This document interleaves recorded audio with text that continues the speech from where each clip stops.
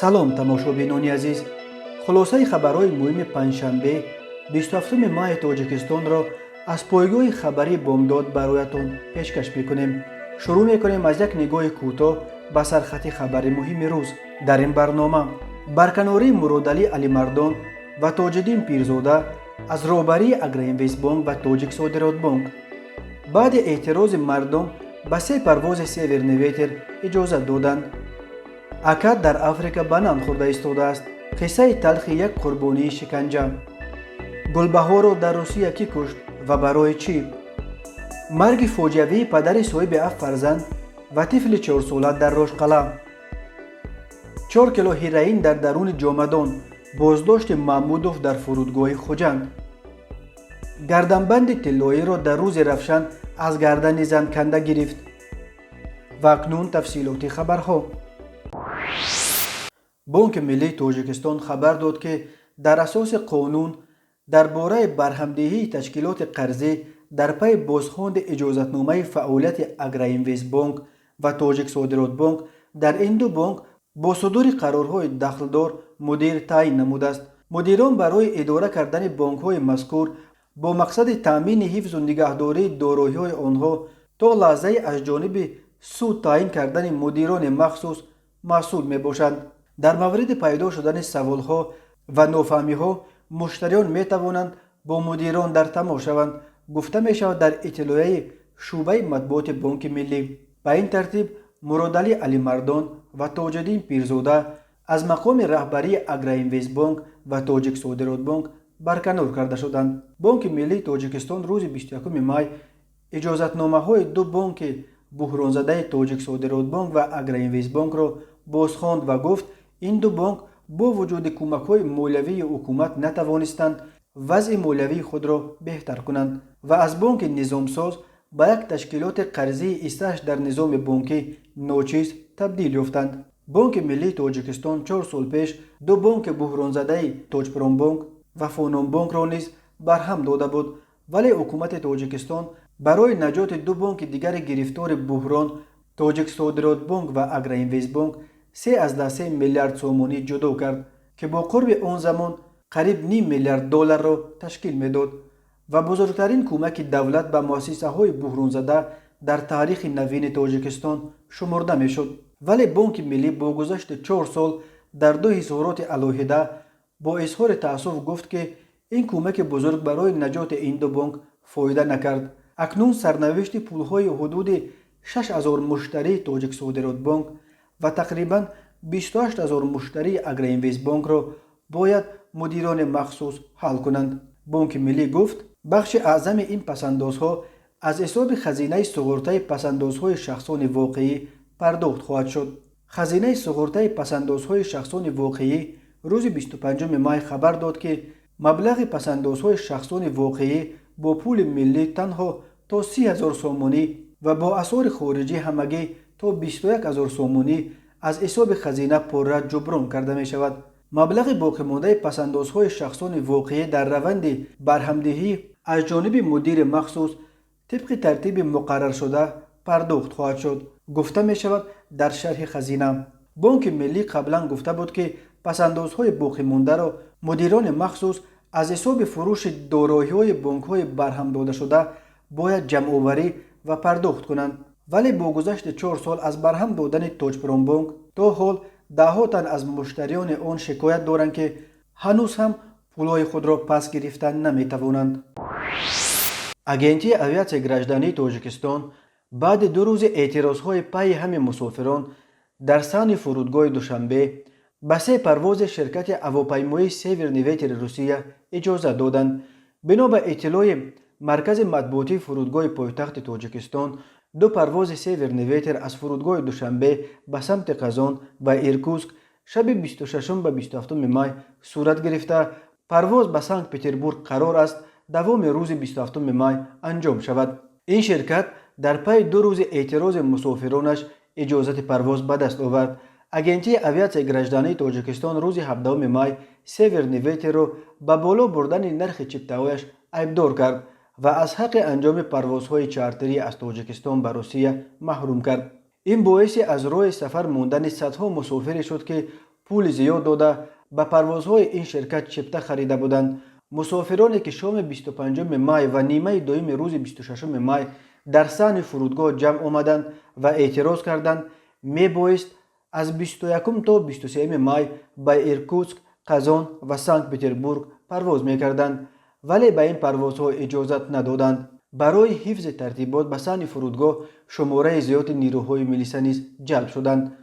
نیمه دوم روز 26 مای اکرام صبحانزاده مدیر اگنتی اویاسیای گراجدانی تاجیکستان به نزد مردم گردی هم آمده برآمده و گفت هدف آنها از منع پرواز برای شرکت‌های هواپیمایی روسیه پایین آوردن نرخ پرواز هاست. صبحانزاده رهبران شرکت سیورنی ویتر را عیبدار کرد که هدفمندانه مسافران خود را به اعتراضها تحریک می‌دهند. روسیه از 1 اپریل به پروازها از تاجیکستان اجازه داد. برای انجام پروازهای منتظم شرکت‌های سامان ایر و یوت ایر اجازت به دست آوردند و برای پروازهای چارتری 4 شرکت روسی سیورنی ویتر، سیبیر، اورالسکی اویالینی و یامال. اگنتی اویاسیای گراجدانی تاجیکستان روز 7 مای سیورنی ویتر و سیبیر را به بالا بردن نرخ چپته‌هایش عیبدار کرد و از حق انجام پروازهای چارتری از تاجیکستان به روسیه محروم کرد. سیبیر روز 21 مای از نو برای انجام پروازها اجازت گرفت، ولی به سیورنی ویتر دیگر باره اجازت پرواز ندادند.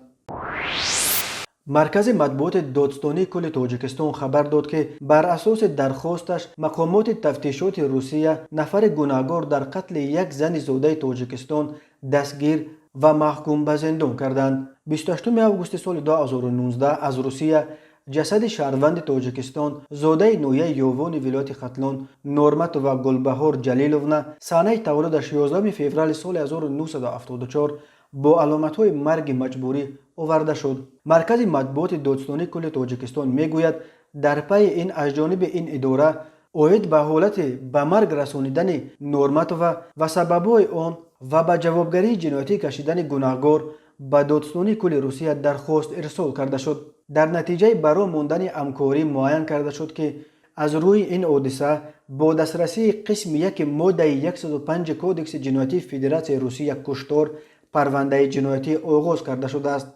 با گمان صادر کردن این جنایت شهروند بابایاروف بازداشت شده است. در جریان تفتیشات معین کرده شد که بابایاروف در نتیجه مناقشه به وجود آمده دیده دانسته با کارد به شکم نورماتووا 4 ضربه زده است که آخران ضرر جدی به سلامتی برداشته وفات کرده است. گفته می شود در اطلاعیه دادستانی کل تاجیکستان با حکم صعود شهر میتیش ولایت مسکو از 18 دکامبر سال 2020 بابایاروف در کشتن گلبهار نورماتووا گناهکار دانسته شده به 6 سال کلانی اصلاحی نظامش سخت محکوم شده است. از جانب پروکراتور گنرالی جمهوری تاجیکستان هر یک حادثه با علامت‌های مرگ مجبوری شهروندان در خارج تحت نظارت مخصوص گرفته شده در آینده نیز تمام چاره‌های ضروری برای پیشگیری چنین حادثه‌ها اندیشیده می‌شوند. تاکید کرده است در اطلاعیه‌اش مرکز مطبوعات دادستانی کل تاجیکستان. هر سال بیش از 1 میلیون از اهالی قابل کار تاجیکستان برای تامین روزگار عائله‌های خود به روسیه به مردکاری می‌روند. هر سال در روسیه حدود 1000 نفر از شهروندان تاجیکستان با علت‌های مختلف وفات می‌کنند. یک ساکن تاجیکستان که بر اثر لطوکوب و شکنجه در شعبه میلیسا معیوب شده است، صحبت تلفنیش با یکی از میلیساها را که او را عذاب و عقوبت دادند ثبت کرده است. در این ثبت که یک نسخه‌اش را روز 26 مای به اداره پایگاه خبری بامداد نیز ارسال کردند، مرد جوانی دیده می شود که چند جای رویش ظاهراً بر اثر لطوکوب سیاه و کبود شده است. کی و در کجا ثبت شدن این نوار معلوم نیست، ولی در ثبت دیده می شود که این جوان با تلفن به کارمند میلیسا نقل می کند که چند روز باز پشت در بیمارخانه و پروکراتور دواتاز دارد. وقتی کارمند شعبه میلیسا سبب می پرسد، این جوان نقل می کند که تشخیص طبیبان به خلاصه رسیده است که پرده گوش او را دراندند. او به کارمند میلیسا که خود را به نادانی میزند میگوید که در یادت هست وقتی در شعبه میزدی تو من اکا گفتم طرفتون، میگفتی که اکا در افریقا بنند خورده ایستاده است، ولی من شاهد دارم زن دید این همه را و آمده به همسرم گفته است که شوهرتون را در شعبه 5 کسه چنان زدند که همه قبرغه‌هایش شکست و ریخت. بنا به نقل این جوان او را گویا با گمان دست داشتن در فروختن کدام چاروای دزدی دستگیر کرده و شکنجه دادند تا که گناه ناکرده را به کله بگیرد. با شکنجه و عذاب و عقوبت به اعتراف گناه مجبور کردن دستگیر شده ها از جانب کارمندان مقامات حفظ حقوق در تاجیکستان یکی از موردهای عمده پایمال شدن حقوق انسان در تاجیکستان باقی میماند. حکومت تاجیکستان با دعوت سازمان‌های بین المللی حتی یک بند ویژه را در کودکس جنایتی شامل کرد که برای شکنجه جزای شدید پیش بینی میکند. اما در اکثر موردها پرونده های کارمندان به شکنجه متهم مقامات با ماده های جزایش خیلی سبکتر به مثل بیرون رفتن از حد وکالت خدمتی تحقیق می شوند و در نهایت گناهکاران با یگان جزای رمزی به مثل جریمه از جوابگری خلاص می شوند. تماشابینان عزیز، یادآور می شویم که خلاصه مهمترین اخبار تاجیکستان را از پایگاه خبری بامداد تماشا دارید. برنامه را ادامه می دهیم. روز 25 مای در ناحیه روشقلعه ولایت مختار کوهستان بدخشان 2 نفر، یک مرد برکمال در سن 65 و یک طفل 4 ساله در آب غرق شدند. بنا به اطلاع کمیته حالتهای فوق‌العاده، یک مرد 65 ساله صاحب 7 فرزند از دهه زنینس جماعت دهات به نام میرسید میرشکر ناحیه روشقلعه صبح بر وقت 25 مای تخمینا ساعت 04:00 از خانه برآمده بیدرک شده است. بعد جستجوهای زیاد معلوم گشته است که نامبرده به کدام سبب نامعلوم خود را در آب دریای شاهدره غرق کرده است. اهالی دهه جسد مرحوم را پیدا و از آب بیرون آوردند و به صاحبانش سپاریدند. خبر می‌دهد کمیته حالتهای فوق‌العاده. همین طور بیگاه 25 مای ساعت 18:30 یک طفل 4 ساله از دهه نوآباد جماعت سیشت که در بیرون از خانه تنها بازی میکرد به جویبار نزد خانه‌اش افتیده جان باخته است. از اول سال 2021 در کل دریاهای تاجیکستان الکی نزدیک 40 نفر غرق شدند. تقریبا نصف غرق شدگان نابالغان، اکثرا کودکان خردسال می باشند.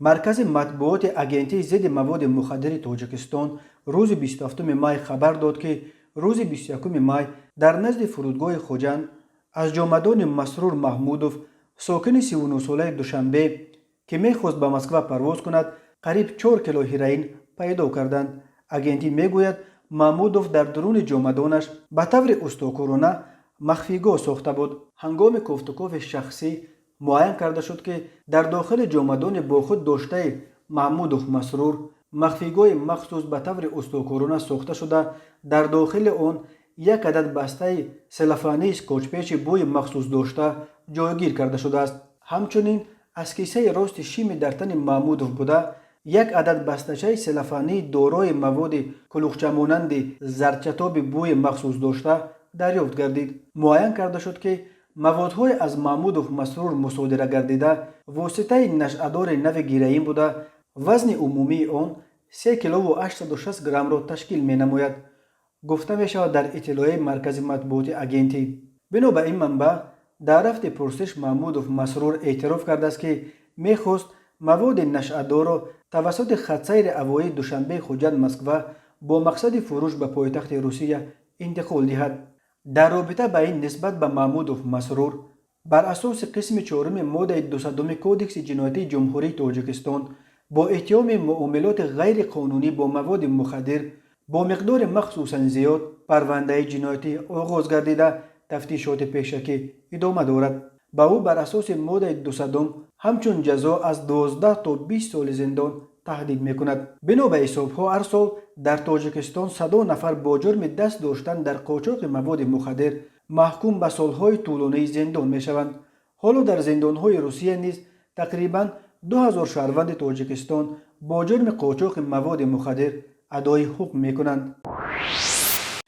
یک ساکن 25 ساله نوعی فردوسی شهر دوشنبه به آن گمان بر می شود که روز 14 ماه ساعت 18:00 در نزد مرکز تشخیصی پایتخت با راه زورآوری از گردن یک زن 50 ساله گردنبند طلایی را کنده گرفته از جای حادثه غیب زده است. ضرر رسانیده شده 12000 سومانی را تشکیل می دهد.